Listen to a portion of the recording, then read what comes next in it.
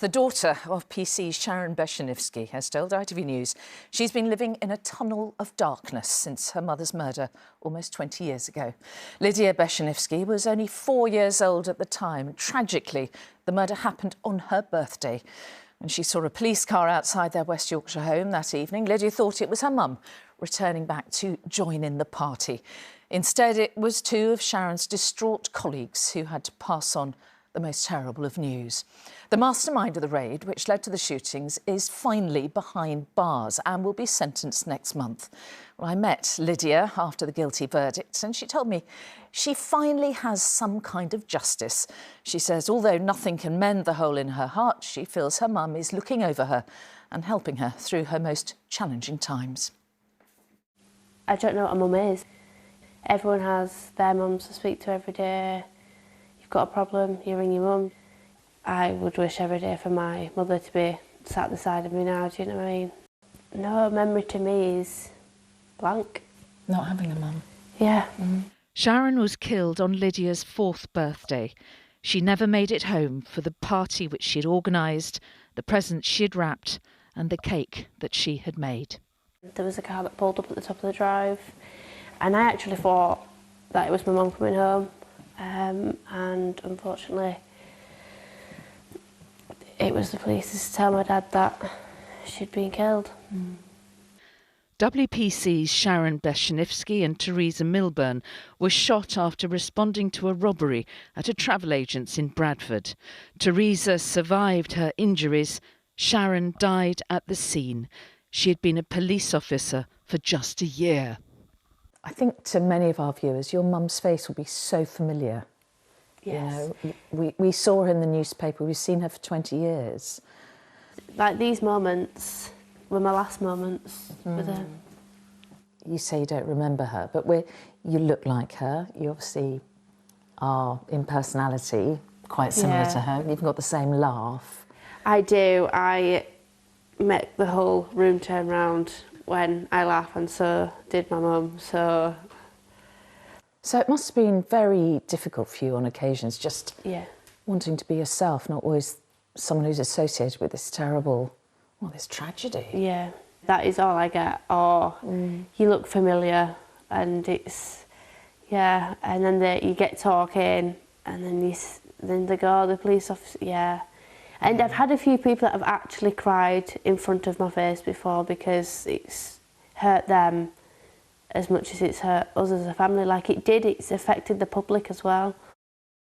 3 of the men responsible for Sharon's murder were jailed for life, but it's taken almost 20 years for the mastermind, Pirandita Khan, who fled to Pakistan, to face justice in Britain. I am relieved that he's actually going to be behind bars, but that doesn't really fix the hole in my heart. It's forever going to be like that. I haven't let it swallow me up, whereas I think some of the family members, it has. You have had your dark times, haven't you, over the years? You've struggled with your mental health. I have struggled massively, and I have been in the dark tunnel and had all them obstacles thrown at me, and that many that I thought, I can't do this another day. And I had no one around me to be like, come on, do this, do that. Anyway, I woke up one morning and I kicked myself so hard. I think my mum did it actually. I created my own life and came into racing, found a hobby and kept my mind active. And I think that's what you've got to do. But this is the only time that I've seen light at the end of the tunnel with Pirandita Khan being caught, because I know everyone's served the time. Do you feel happy now? Happier, not completely happy, but yeah, happier. But now this is resolved in terms of the men who killed her. I wonder how you want people to think about her now. That she's a hero, and not just my mum, Teresa as well, because they both got injured and they're both mums, do you know what I mean? And they're both heroes, and She was the best mum. Yeah. So She was so brave, wasn't she? she went in there and she meant business, but so did they. At one point, Lydia thought that she might follow in her mum's footsteps and join the police force. If I ever came out of racing, it would be something that I would look to do. It'd be nice to follow her footsteps, but it's just, maybe I'd be in her situation one day, and would I be able to put my kids through what she's been through? Yeah. Your mum still doesn't have a gravestone? No, she doesn't. My dad couldn't find the words, really, to put on the headstone. And